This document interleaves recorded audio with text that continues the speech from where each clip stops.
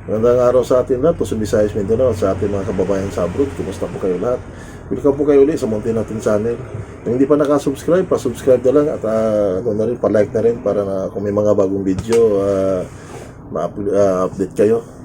Magbigay lang tayo ng opinion at reaction na rin tungkol sa finality ng Korte Suprema. Unang-una, congratulations BP sa naging decision ng Korte at saka maraming salamat din sa ating kataas-taasang hukuman paano nalinawan ng lahat. So sa atin naman dito is salamat tayo para makatarabaho na ng mais at saka buo na. Antayin natin ang 2028 eleksyon. Sa mga ayaw kay BP Sara, antayin natin sa 2028 sa ganun para naman makapokus sa trabaho.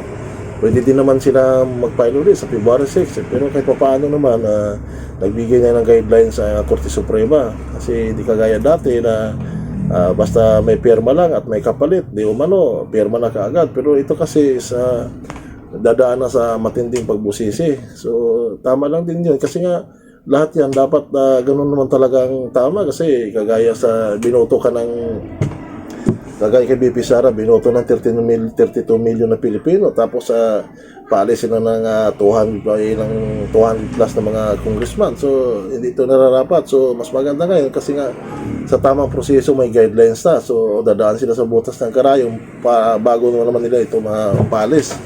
So lahat naman yan, presidente, vice president, dapat lilinawin talaga ng maayos kasi nga mahirap naman ang mga impeachable na mga official natin tapos ilan lang yung mga bumoboto basta-basta lang mga paalis. So maganda naman yung may mga paliwanag yung bakit naman alisin, may mga attachment naman.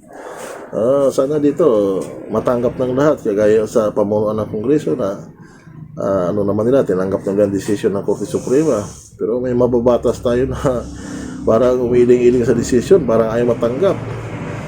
Dito naman kasi 13-0. So sa lahat naman bago naman nagiging sila dyan, mga horado sa Korte Suprema, mga matatalino lahat. So naman, tanggapin nila ng isang mababatas kung may balak siya na gustong tumaas yung posisyon niya, di antayin niya sa 2028, pakita niya na na karapat dapat siya at saka magtrabaho muna siya kasi may nahawakan din siya na posisyon na makatulong man lang sa sambayan ng Pilipino para iboto siya pagdating naman ng sunod eleksyon. Sa atin dito is opinion at reaction ng bilang simpleng mga yan.